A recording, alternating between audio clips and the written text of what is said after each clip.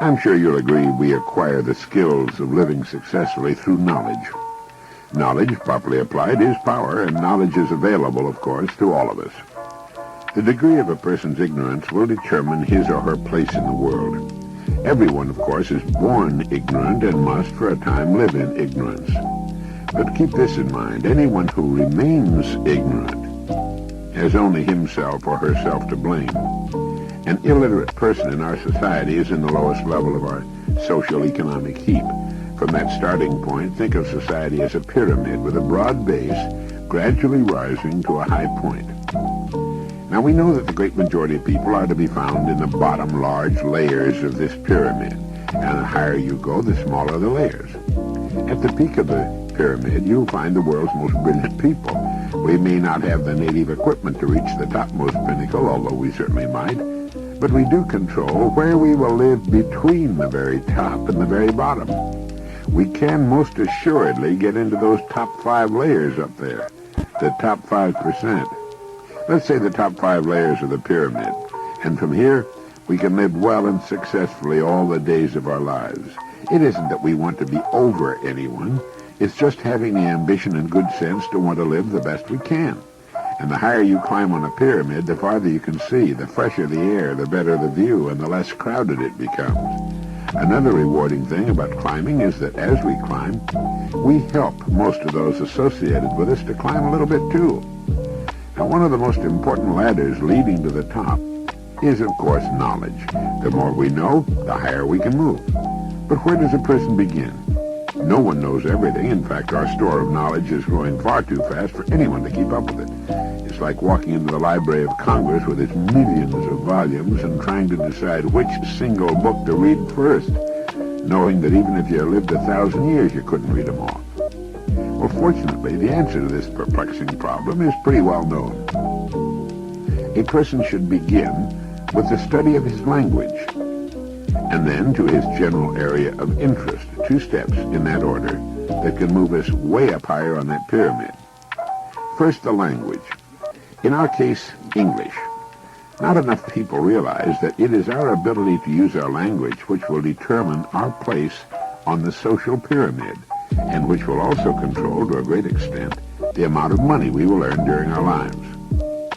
A person may dress in the latest fashion and present a very attractive appearance. So far, so good.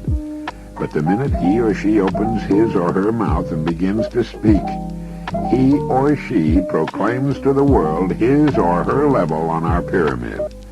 Shaw's play Pygmalion, later adapted into the musical comedy My Fair Lady, is an extreme example of what I'm talking about.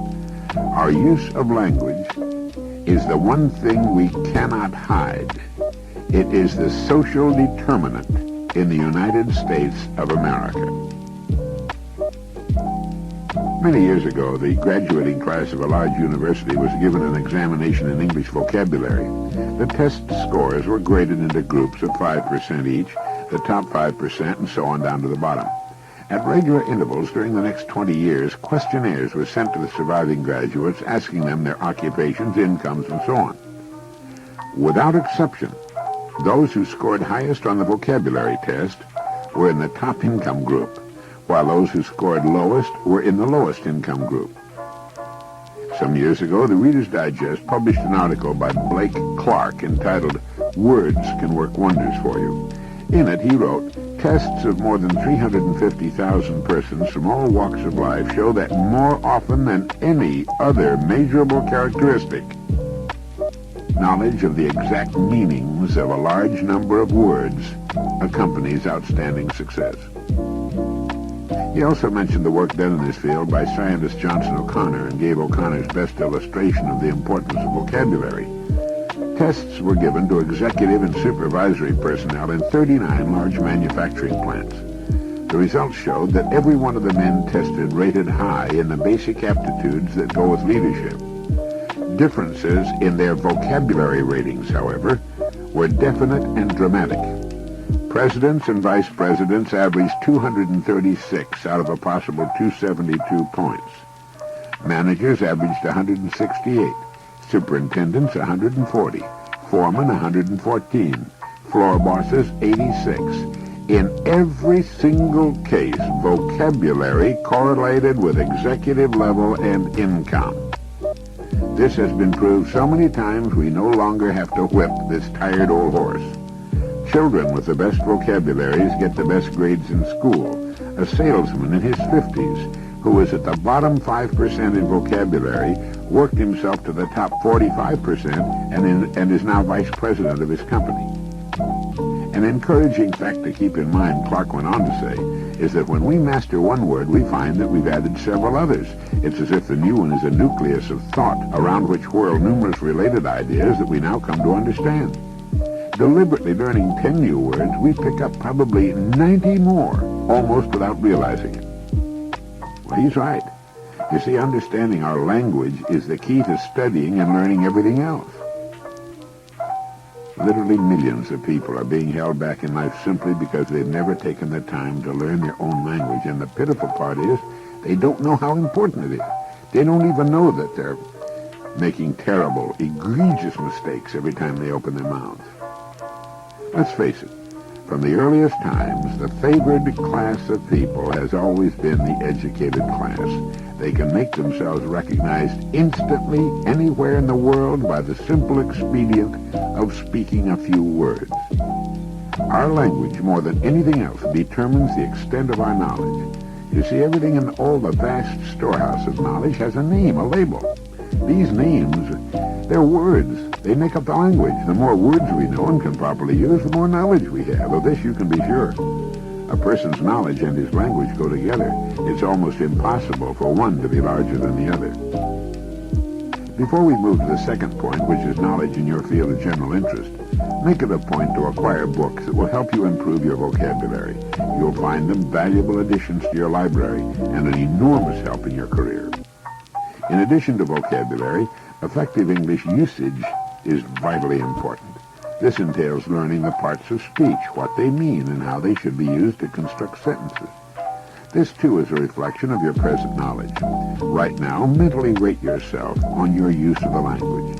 Would you say your rating would be excellent, good, fair, or poor? If you rated yourself excellent, you're in the top 1/10 of 1% of the population. If you said good, you're already definitely in the top 5%.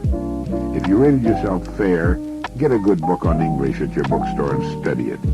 And if you rated yourself as poor, take a home study or night course in English. Many excellent courses are available, quite often at your community college. Impress on your youngsters the importance of knowing their language.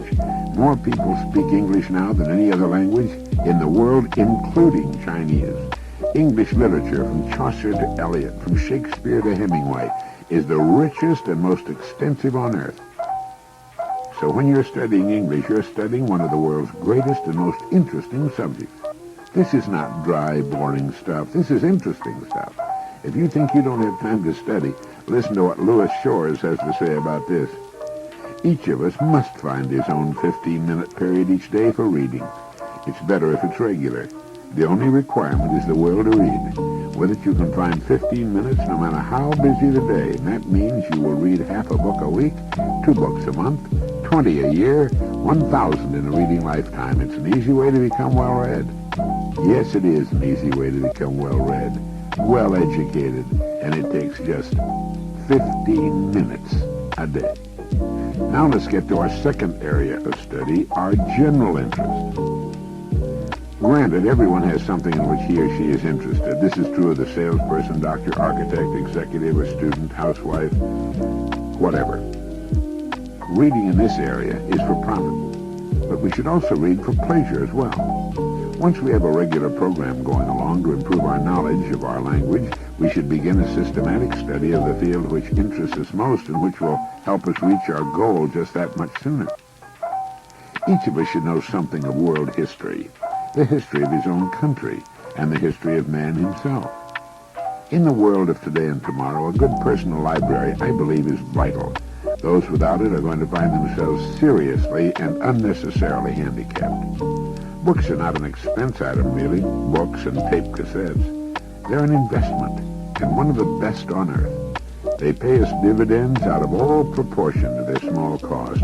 not just in pleasure and knowledge, but in cash. As someone has written, books extend our narrow present back into the limitless past. They show us the mistakes of the men before us and the women, and share with us recipes for human success. There's nothing to be done which books will not help us to do better.